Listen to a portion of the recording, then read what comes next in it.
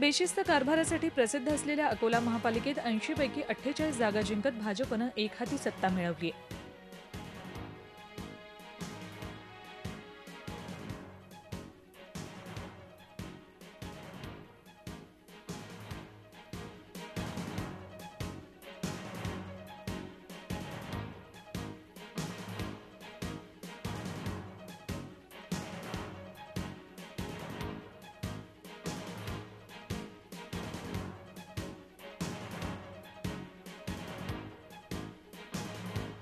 महापौर पद खुल्या प्रवर्गासाठी असल्यानं या पदावर कोण विराजमान होणार याची चर्चा सुरू आहे। अकोला भाजपमध्ये खासदार संजय धोत्रे आणि गृहराज्यमंत्री डॉक्टर रणजित पाटील यांचे 2 गट आहेत।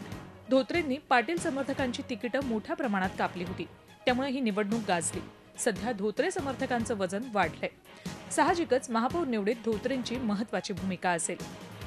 देवेंद्रजी फडणवीस, रावसाहेब दानवेजी आणि रवीजी भुसारी संघटना सरचिटणीस या सर्व लोकांशी चर्चा करून आणि इथले जे प्रभारी आहेत धोत्रे साहेब आणि निवडणूक प्रमुख लालाजी हे सर्व समन्वयातून उमेदवार निवडला जाईल। उमेदवारीमध्ये आमच्यापाशी एक चांगला आहे की रस्सीखेच ज्याला म्हणतात अशी काही नाही आहे, परंतु किमान 15-16 लोक असे या क्रायटेरियाने बसणारे निघू शकतील, त्यामुळे फार काही अडचण अशी वाटत नाही। शर्यतीत सर्वात आघाडीवर नाव आहे ज्येष्ठ नगरसेवक आणि स्थायी समितीचे सभापती विजय अग्रवाल यांचं। अकोला पालिकेतले चाणक्य अशी अग्रवालांची ओळख। प्रशासनावर घट्ट पकड, आक्रमक राजकारणी, वरिष्ठ आणि स्थानिक नेत्यांसोबतचे निकटचे संबंध या त्यांच्या जमेच्या बाजू समजल्या जातात। तर आमचे सर्व जे निवडून आलेले नगरसेवक आहेत 48 हे सर्व महापौर बनण्याच्या लायकीचे आहेत। यापूर्वी सुद्धा पक्षाने मला अनेक जबाबदाऱ्या दिलेल्या आहेत, त्या मी समर्थपणे महापालिकेत आणि पक्षात पेललेल्या आहेत। प्रचंड असं काम नेहमीच मी करतो आणि आताही जर मला त्यांनी संधी दिली तर ती जबाबदारी मी पेळेन। मात्र 2012च्या निवडणुकीत अग्रवालांच्या बंडखोरीचं पक्षांतर्गत विरोधकांकडून भांडवल केलं जाऊ शकतं। माजी खासदार पांडुरंग फुंडकर यांची सख्खी मेहुणी गीतांजली शेगोकार यांचं नावही चर्चेत आहे। भाजपतल्या 2 गटांच्या वादात सुवर्ण मध्य साधणारं नाव म्हणजे शेगोकार। भारतीय जनता पार्टीवर जनतेने जो विकासाचे कामं पाहून जे विश्वास टाकला त्यामुळे मला खूप आनंद झालेला आहे आणि भारतीय जनता पार्टीने आतापर्यंत जे काही माझ्यावर जबाबदारी दिलेली आहे ती मी चांगल्या प्रकारे पार पाडण्याचा प्रयत्न केलेला आहे। यानंतरही माझ्यावर जर भारतीय जनता पार्टीने कुठलीही जबाबदारी दिली तर मी ते पार पाडण्याचा प्रयत्न करेन।